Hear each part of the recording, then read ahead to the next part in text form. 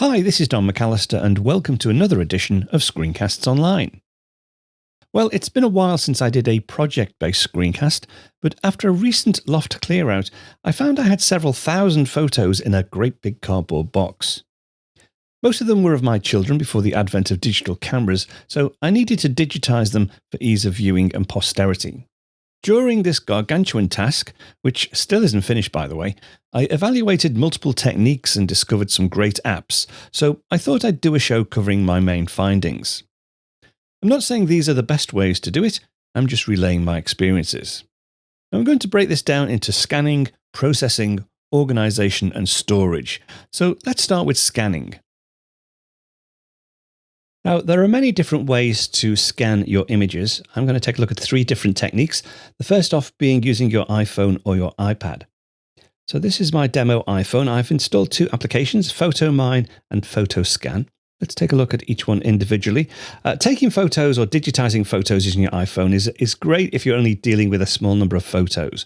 It can become a bit unwieldy, and also you have the added complication of getting it off your iPhone onto your Mac if you want to do anything with it. So let's go ahead and go into PhotoMine first.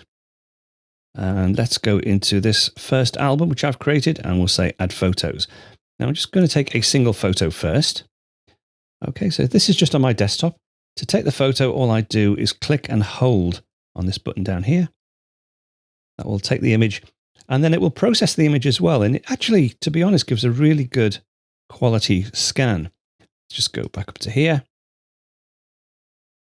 Yeah, it looks pretty good. Now you can take multiple photos or digitize multiple images using the application.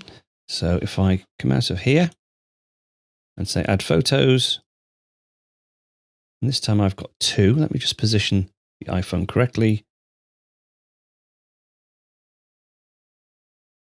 And then we'll press and hold on here. Just line it up correctly. So it scans both images, it crops the image, again processes it, it's cropped that one quite nicely, and again it's processed that image as well. So pretty neat, to be honest. Let's go ahead and say done. In fact, let's press the home button and we'll have a go at PhotoScan. Now you can only do a single photo with PhotoScan, but if I open up the application, it has this anti-glare mechanism built in. But it is a bit of a faff, if I'm honest. If I go down here and click on this button, right, you get these targets that you have to hover the cursor over. So if I just move the phone down to this corner and then over to this corner, whoops, there we go. This is the glare reduction feature, because it takes multiple images and then combines them together.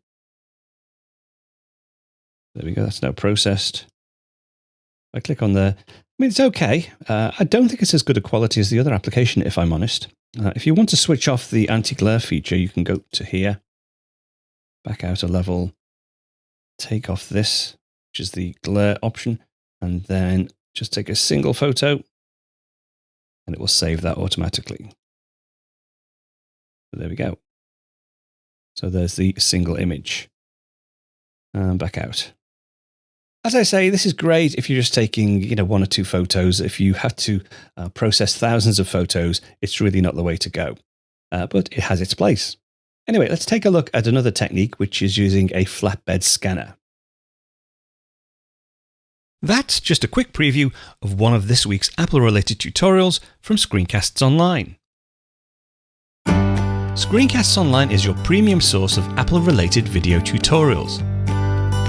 All of our members get access to brand new, up-to-date tutorials each week, as well as unlimited access to our entire video archive full of Mac and iOS related tutorials.